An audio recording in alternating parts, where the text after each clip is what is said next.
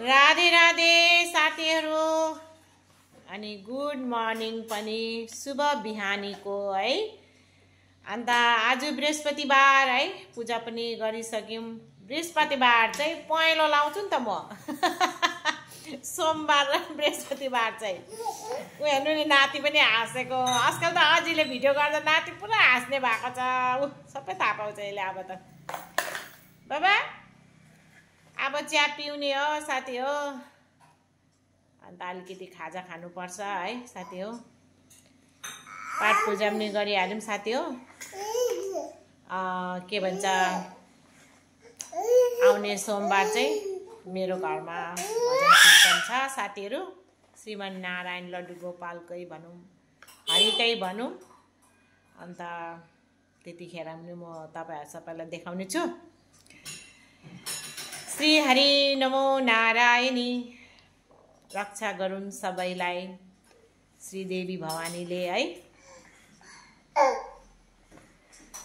अब चाहिँ साथीहरु के भन्छ, अब बुढेसकाल पनि लाग्यो है। श्री हरि नारायणको एकदमै भक्ति भएर नै बस्नु मन लाग्छ। भगवानको भक्तिहरुमै लीन हुनु मन लाग्छ है। घरमा बालबच्चाहरु सही सलामत राम्रो भइदियोस्, राम्रो बाटो पक्रिदियोस् है।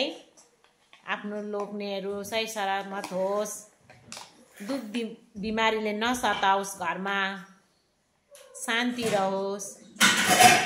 नमिठो भए पनि सबै फ्यामिली मिलेर मिठो गरी खानु पाऊँ, यही नै इच्छा राख्छु साथीहरु। म सबै बालबच्चा राम्रैसँग राम्रै शुभ समाचार भएर नै हिँड्नु परोस् है। नानीहरुलाई पनि सदा आशीर्वादै गरिरहन्छु म। अन्त मेरो सानो नातिलाई पनि धेरै आशीर्वाद गर्छु है। उसको लागि पनि धेरै भगवानसँग म प्रार्थना गर्छु, मेरो बाबुलाई राम्रो होस् भनेर। बालबच्चाहरु नि अहिलेसम्म त अब भनौं ठिकै नै छ मेरो नानीहरु, भगवानको आशीर्वादले। यतिको अलिकति छोराले तंग गर्छ साथीहरु, त्यही हो, छोरा मान्छे हो। अलिकति छोराले तंग गर्छ, त्यही हो साथीहरु, अरु त के भन्नु र है। अन्त अरु सबै ठोक राम्रै हो, सबै राम्रै छ है। भगवानको आशीर्वादले यहाँसम्म ल्याइयो, यहाँसम्म भइरहेको छ। भगवानको आशीर्वाद धेरै छ साथीहरु। राधे राधे सबैलाई।